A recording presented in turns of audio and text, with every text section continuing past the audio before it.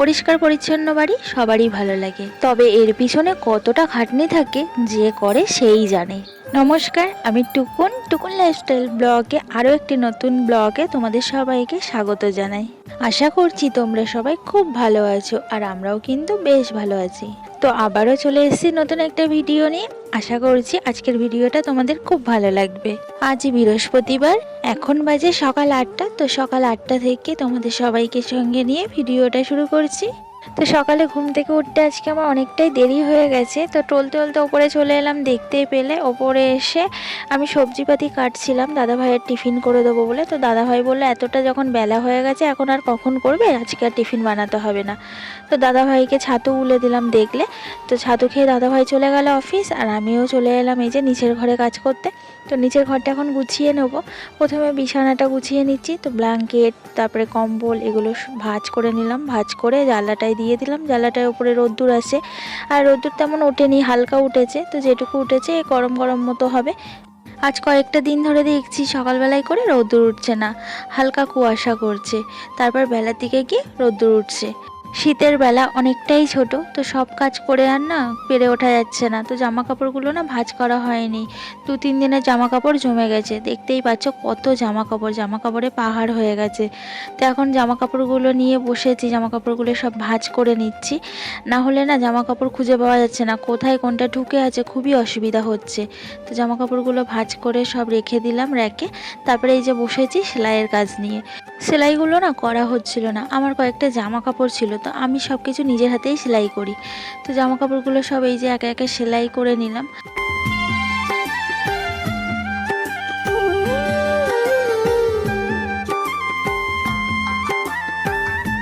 জামা কাপড় ভাঁজ করবো বলে বিছানাটা ঝাড়িনি। তো বিছানাটা এই যে ভালো করে এখন ঝেড়ে নিলাম।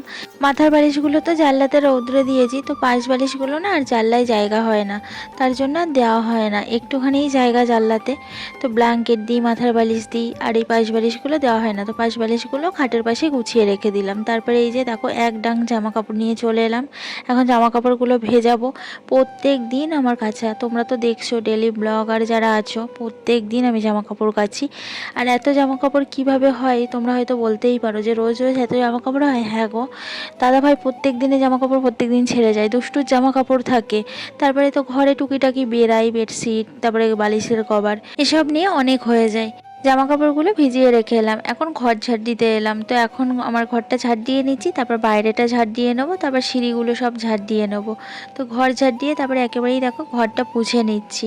আমি প্রত্যেক দিনই সেটাই করি, ঘর ঝাড় দেওয়ার সাথে সাথেই ঘরটা পুছে নিই, তাহলে ঘরটা ভালো পরিষ্কার হয়ে যায়। তো আমার ঘরটা এখন আমি পুছে নিচ্ছি, তারপর বাইরেটা পুছে নেবো, তারপর সিঁড়িগুলো পুছে নেবো। সমস্ত বাড়িটাই পুছতে হয় আমার, অনেকটাই সময় লেগে যায়।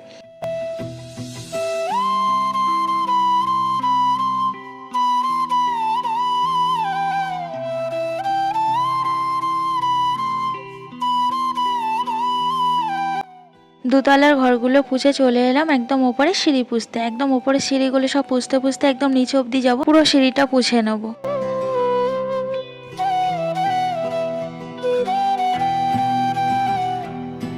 একদম ওপর থেকে নিচে অবধি সিঁড়ি পোছা হয়ে গেছে, দোতলার ঘরগুলো সব পোছা হয়ে গেছে। এখন চলে এসেছি উপরের ঘর পুছতে, 3 তলায়। উপরে ঘর, রান্নাঘর সব পুছে নিলাম। তো ঘরে একটা সিমুইয়ের প্যাকেট ছিল, দুষ্টু সেই প্যাকেটটা দেখে বায়না শুরু করেছে ওকে সিমুই বানিয়ে দিতে হবে। তো দেখো এখন বসে পড়েছি সিমুই বানাতে। আর আমার দুষ্টুটা মিষ্টি জাতীয় তো কিছু খেতেই চায় না, শুধু এই সিমুইয়ের পায়েসটা খেতে খুব ভালোবাসে। তো সিমুইয়ের প্যাকেটটা থেকে বায়না শুরু করে দিল। তো এখন এই যে সিমুইটা বানিয়ে দিচ্ছি, তো ওর সকালে টিফিনটাও হয়ে যাবে। তো সিমুইটা আমার বানানো হয়ে গেছে, আমি নামিয়ে নিয়ে কাজু কিশমিশ দিয়ে দিচ্ছি। আর ও কাজু খেতে ভীষণ ভালোবাসে, দেখো হাত পাচ্ছে আমাকেও দাও বলে, তো ওর হাতেও কয়েকটা কাজু দিয়ে দিলাম। তারপরে কিশমিশ এই যে দিয়ে দিচ্ছি। আর কি হয়েছে বলো তো, কাজু কিশমিশগুলো ভিজিয়ে রাখবো সেটাই ভুলে গেছিলাম। তারপরে দুষ্টুটা বলে, মা কাজু কিশমিশ দিলে না তো পায়েসে। আবার ফ্রিজ থেকে বার করে এই যে কাজু কিশমিশ এমনিতেই মিশিয়ে নিয়েছি। তো এই যে রেডি হয়ে গেছে আমার সিমুইয়ের পায়েস। এখন দুষ্টুটাকে দিয়ে দেবো। আর প্রচণ্ড গরম, তো দুষ্টুকে বললাম একটু জুড়াক, তারপরে দিচ্ছি। একটু পাতলা হয়ে গেছে, দুধটা বেশি হয়ে গেছে। তারপরে এই যে কিছুটা বাসন ছিল মেজে এখন বাসনের ঝুড়িতে উবুর করে দিচ্ছি। বাসনের ঝুড়িটা আমি একটু গুছিয়ে নিচ্ছি, কয়েকটা বাসন ছিল সেগুলো এলোমেলো হয়ে গেছে, আর আমি কিছুটা মেজেছি, সেগুলো সব একসাথে উবুর করে দেবো।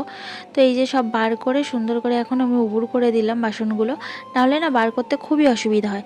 তারপরে নিচে এসে দুষ্টুকে স্নান করিয়ে দিলাম, দিয়ে ওর গায়ে হাত পায়ে ময়শ্চারাইজার ক্রিম মাখিয়ে চুলটা আসটিয়ে ওকে রেডি করিয়ে দিলাম।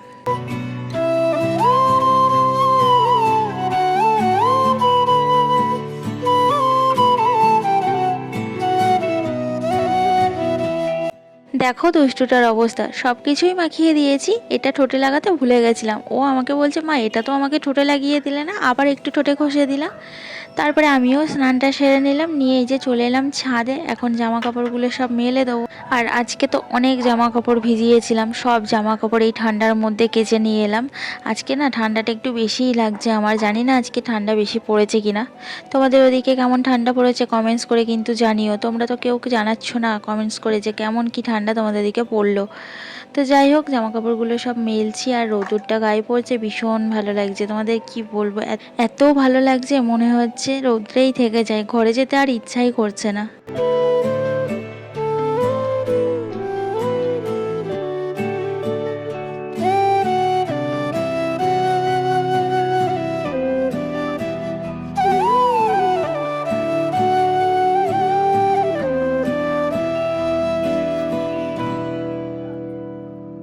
জামা কাপড় মেলতে মেলতে চলো আজ কিছু মিষ্টি বন্ধুদের নাম নিয়ে নিই। শান্তির রান্নাঘর, SM সিম্পল হাউসওয়াইফ, এফি daily blog, Halima Khatun and blog, Nivedita arts basket, Amrita N, জেনিন বাংলাদেশি ব্লগার, দেবিকা, উম্মেশ ফ্যামিলি ব্লগ অ্যান্ড কুকিং, লিলিমা লাইফস্টাইল, সুমিস কুক বুক, শখের রান্নাঘর, Rina Chowdhury, Tumpa lifestyle, MS lifestyle, শখের লাইফস্টাইল, রকমারি জীবন, যেমন খুশি তেমন রান্না। তোমাদের সবাইকে অনেক ধন্যবাদ, অনেক অনেক ভালোবাসা প্রত্যেক দিন এমনভাবে আমার পাশে থাকার জন্য, আমাকে এত ভালোবাসা দেওয়ার জন্য। তোমরা এভাবেই আমার পাশে থেকো।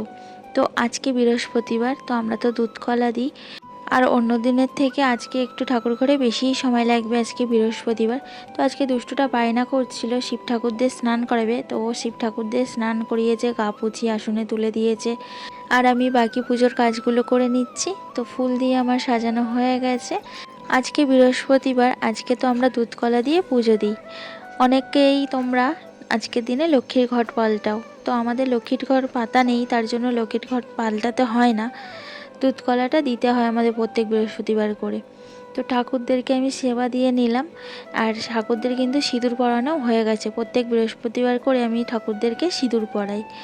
তো যত মেয়ে ঠাকুর আছে, মানে কালী, দুর্গা, লক্ষ্মী, তো বিপত্তারিণী মা, সবাইদেরকে আমি সিঁদুর পরিয়ে দিয়েছি। তারপরে এখানে দুধ কলাও দিয়ে দিলাম। তো দেখো পুজোটা কিন্তু আমার প্রায় হয়ে এসছে। এবার আমি প্রদীপ আর ধূপ জ্বেলে আরতি করে নেবো।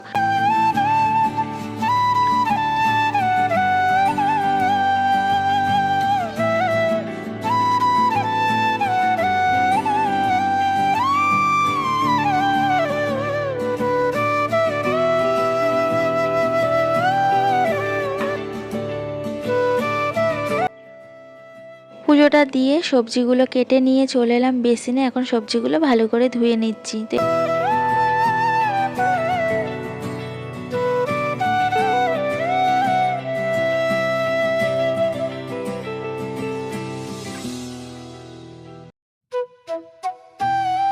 সবজিগুলো আমার ভালো করে ধুয়ে নেওয়া হয়ে গেছে। রান্নাঘরে এসে আমি প্রথমেই পটলগুলো ভালো করে ভেজে নিচ্ছি।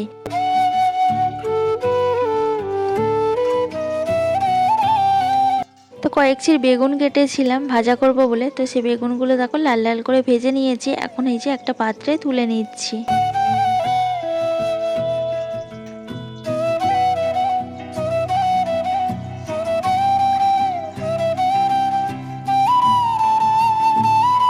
তারপরে সবার লাস্টে আলু ভেজে নিচ্ছি। আলুগুলো চাকা চাকা করে কেটে নিয়েছিলাম গোল গোল করে। তো সেই আলুগুলো দেখো লাল লাল করে ভেজে আমি তুলে নিলাম। আলু ভাজা, পটল ভাজা, বেগুন ভাজা এগুলো ভাজা করে নিলাম। ডাল করেছিলাম ডালে পাতে খাওয়ার জন্য।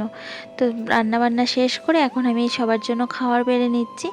যাই হোক বন্ধুরা, ভিডিওটা এখানেই শেষ করছি। ভালো লাগলে লাইক করে দিও আর কমেন্টস করে জানিও কেমন লাগলো আজকের ভিডিওটা। চ্যানেলটা সাবস্ক্রাইব করতে ভুলো না যেন। সবাই সুস্থ থেকো, ভালো থাকো। দেখা হচ্ছে কালকে আবার একটা নতুন ভিডিওতে।